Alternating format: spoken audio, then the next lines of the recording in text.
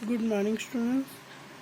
कल हमने चैप्टर 2 ब्याह पढ़ा था, जिसका कुछ पार्ट हमारा रह गया था।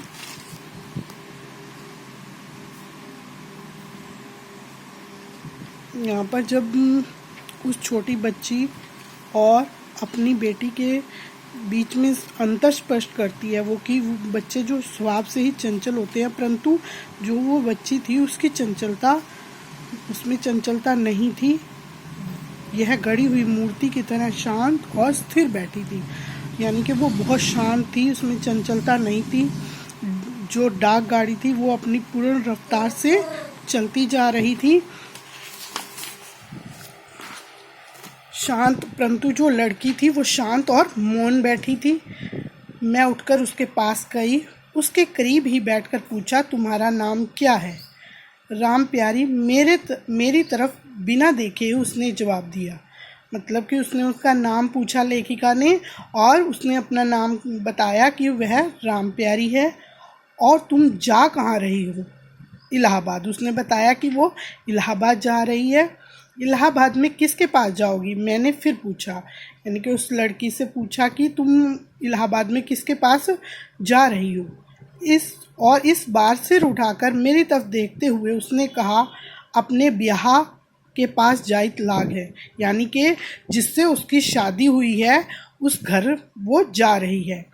कितने आश्वासन और विश्वास के साथ उसने कहा, ब्याह के पास, तो उसकी शादी भी हो चुकी। मतलब लेखिका को यह जानकर हैरानी हुई कि वो छोटी सी बच्ची, उसकी शादी हो चुकी है, इतनी कम उम्र और बिल्कुल अकेली। मैंने फिर पूछा, तुम्हारे माँ बाप कहाँ हैं? मरी गए, उसी विकार रहित स्वर में उत्तर दिया। मतलब कि उनकी मरी गए मतलब मृत्यु हो गई है उसके माता पिता की। मरे कितने दिन हुए और भी तुम्हारा कोई है? मतलब कि लेखिका उससे पूछती है कि उनको, उसके माता पिता को मरे कितने दिन हुए और तुम्हारा और भी कोई है? ढेर दिन भा अस्पताल में बीमार रहन और हूँ भी गरी गयन। मतलब कि बहुत दिन वो अस्पताल में बीमार रहे और उसके बाद वो मर गए। हमारा ब्याह इलाहाबाद में है, यानी कि जिससे उसकी शादी हुई है वो इलाहाबाद में रहता है। और यह कटोरी थाली गिलास कहाँ से लाई हो? उसने लेखिका ने पूछा कि तुम कटोरी थाली और गिलास ले रही हो, इसको कहाँ से लेकर आई हो? अपने घर से लायन है, ब्याह के जात लाग उन्हीं के घर ले जावे, यानी कि शादी जिससे उसकी हुई है उसके घर जा रही हूँ, तो खाली हाथ तो नहीं जाऊंगी, उनके घर ले जाऊंगी। मैंने सोचा, यह बेचारी बच्ची जिसके माँ बाप के मरने पर ब्याह ने एक बार खोज खबर तक न ली, उसी ब्याहे को स्वयं पैतृक संपत्ति लेकर खोजने लगी है। मतलब पैतृक संपत्ति जो माता पिता उसके छोड़ गए थे उसके लिए, बस उसके रूप में उसके पास कटोरी थाली और गिलास ही था, वो लेकर वो अपने, जिससे उसकी शादी हुई थी, उसको ढूंढने के लिए इलाहाबाद निकल पड़ी थी वो छोटी सी बच्ची। मैंने फिर पूछा, इलाहाबाद में तुम्हारा ब्याह कहाँ रहता है? मतलब कि उसको शायद उसको पता हो कि वो इलाहाबाद में कहाँ रहता है।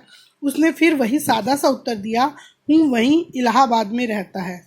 मतलब कि उसको नहीं पता था अच्छी तरह से कि इलाहाबाद में वो कहाँ किस जगह पर रहता है।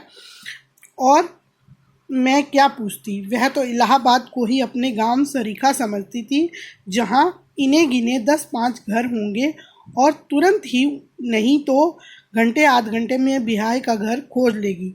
परंतु इलाहाबाद कोई छोटा सा शहर नहीं था, जबकि वो लड़की ये सोच रही थी कि वो छोटा सा उसके गांव की तरह है और अपने, जिससे उसकी शादी हुई है, उसको वो ढूंढ लेगी। मैंने फिर पूछा, इसके पहले भी कभी ब्याह के घर गई थी? तो लेखिका ने उससे दोबारा पूछा कि तुम, जिससे तुम्हारी शादी हुई है, तुम इससे पहले भी उनके पास गई थी?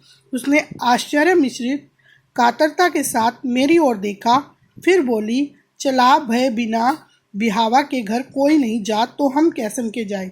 मतलब कि जब तक वो चलावा लेने नहीं आते उनको, तो अपने, जिससे उसकी शादी हुई है, तब तक वो कोई भी नहीं जात, तो मैं कैसे जाती? मतलब कि वो लड़की छोटी सी, वो उसके साथ नहीं, कभी भी नहीं गई थी।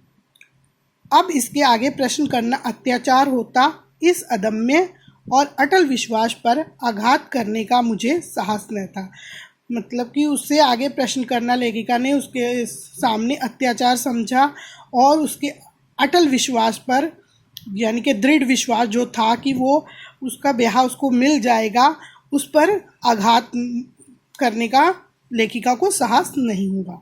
गाड़ी उसी तेजी के साथ चली जा रही थी। ठंडी हवा तीर की तरह भीतर आकर शरीर को कंपाने लगी। मैंने अपनी लंबी बाह का ब्लाउज निकालकर पहना और शाल ओढ़ ली। उसी समय मेरी दृष्टि उस राम प्यारी पर पड़ी जो कमर तक का छोटा सा कपड़ा पहने खुली बैठी थी, पत्थर की प्रतिमा की तरह, जिसे सर्दी गर्मी सब समान है। मतलब कि उसको सर्दी गर्मी कुछ नहीं पता नहीं चल रहा था।